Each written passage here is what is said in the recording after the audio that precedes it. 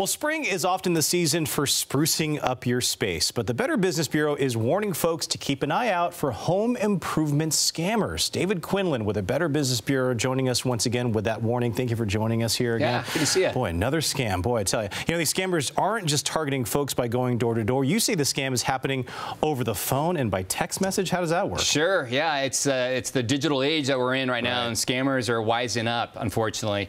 Yeah, about 50% of the contractor scams reported to BBB Scam Tracker have to do with either some sort of phone call, email, or text message. And what we're seeing lately is that scammers or impersonators will call up and they'll pretend that they're with an appliance company, and they'll say, hey, listen, it's time for your annual cleaning or annual inspection.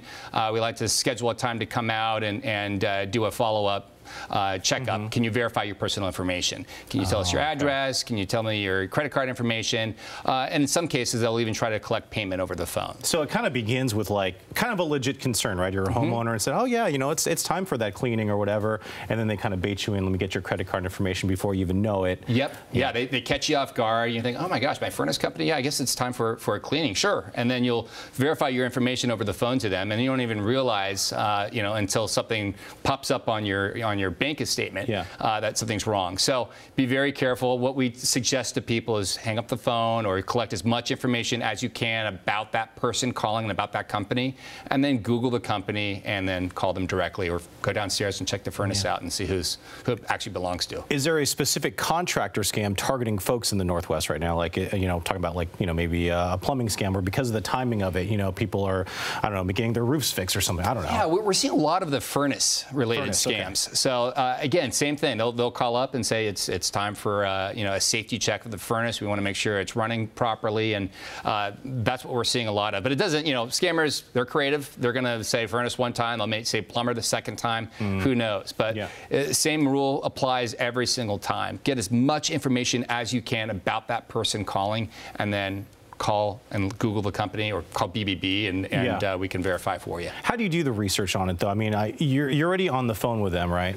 So, I mean, do you just hang up the phone and then you Google it and then you just you can talk to them, and you can talk to them and say, listen, what's your name? Where are you located?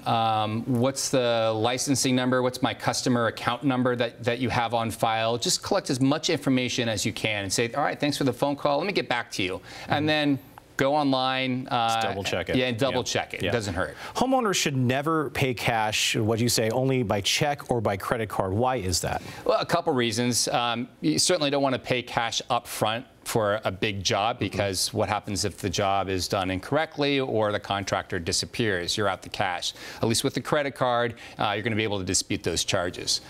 So I think that's the big takeaway. Just be very careful about spending a lot of money up front for a project that hasn't even started yet.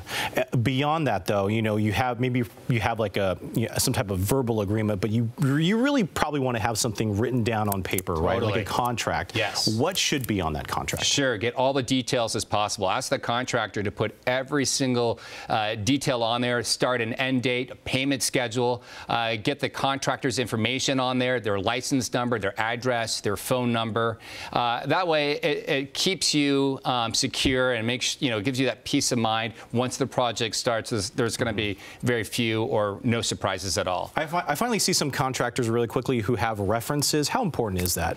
More references, the better. Yeah. Obviously, look at references that they provide you, but then look at online review sites to see how they fare as well. Yeah. At Better Business Bureau, we vet contractors for consumers. We make sure their licensing and the bonding is up to speed, and we also have a list of customer reviews, and we again vet those reviews as well. So don't take their word for it. Try us out as a resource. It's free, and you can do your homework that way. Yeah, really do your research, because bottom line, it's your money. It's your money. Yeah, a lot of money. All right, David Quinlan, Better Business Bureau. Thanks a lot. Appreciate it. Back over to you.